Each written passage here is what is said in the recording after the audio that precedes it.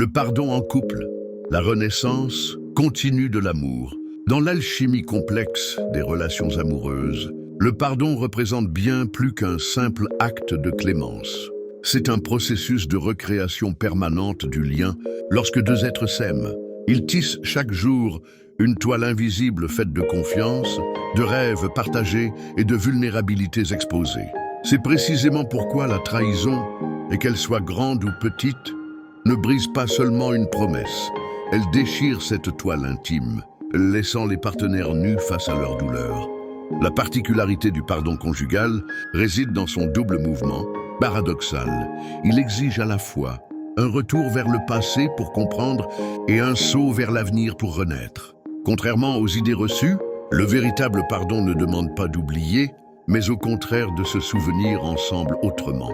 Comme un kintsugi amoureux, il s'agit d'assembler les morceaux brisés avec de l'or, non pour casser les fissures, mais pour les transformer en marque de résilience. Les couples qui maîtrisent cet art subtil développent une compétence relationnelle rare, celle de traverser les conflits sans s'y perdre. Ils comprennent que chaque pardon accordé est en réalité un nouveau langage qui s'invente entre eux. Après une blessure, l'amour ne revient jamais exactement pareil, et c'est peut-être là sa plus grande beauté. Il se réinvente plus conscient, plus authentique, parfois plus fragile, mais aussi plus précieux. Le chemin du pardon conjugal passe par plusieurs vallées obscures. 1. La vallée de la colère, où il faut accepter de brûler sans se consumer. 2.